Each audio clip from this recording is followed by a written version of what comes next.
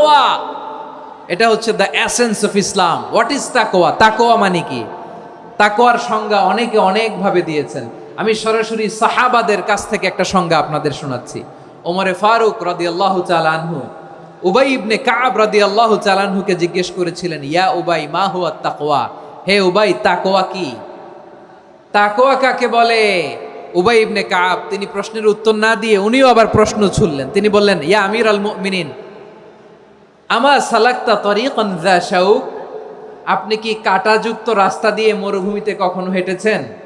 যে রাস্তার চারদিকে ক্যাকটাস, গুলমলতার কাঁটা, হেঁটেছেন?